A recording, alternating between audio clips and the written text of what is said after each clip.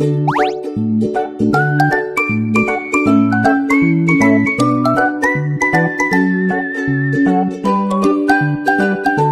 teman-teman, perkenalkan nama saya Riana, mahasiswi Politeknik Negeri Lampung, kelas 1E Akuntansi Bisnis Digital dengan NPM 257521158. Di sini saya akan menjelaskan materi ekonomi pengantar mengenai fakta menarik tentang ekonomi yang ada di dunia.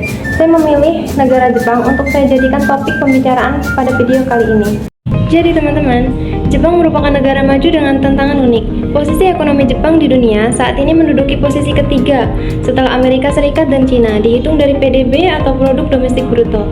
Walaupun negaranya kecil secara wilayah dan miskin sumber daya alam, Jepang berhasil menjadi pusat industri dan teknologi. Kemudian faktor keberhasilan ekonomi Jepang yaitu teknologi dan inovasi. Jepang terkenal sebagai rumah bagi perusahaan raksasa di bidang otomotif, yaitu Toyota, jadi salah satu produsen mobil terbesar. Di bidang elektronik, Sony, Panasonic, dan Toshiba. Mereka unggul karena fokus pada riset kualitas dan efisiensi produksi. Kemudian, budaya kerja yang disiplin.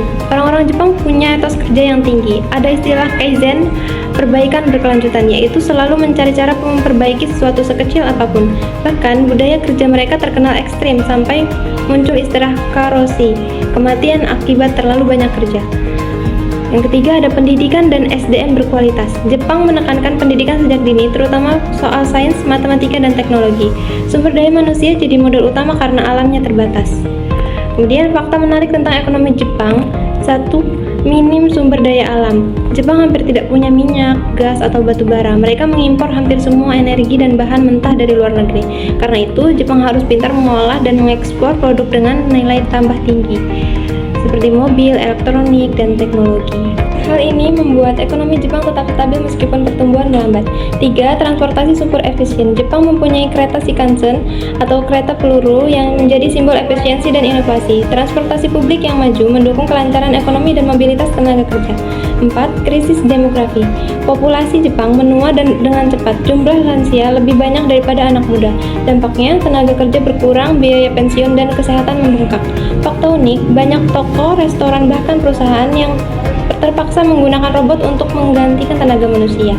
Tantangan ekonomi Jepang saat ini itu utang negara tinggi. Jepang punya salah satu utang publik terbesar di dunia, lebih dari 200% PDB. Pertumbuhan lambat, ekonominya stabil tetapi pertumbuhannya kecil, hanya sekitar 1%. Persaingan global, harus bersaing ketat dengan Cina, Korea Selatan, dan Amerika dalam hal teknologi.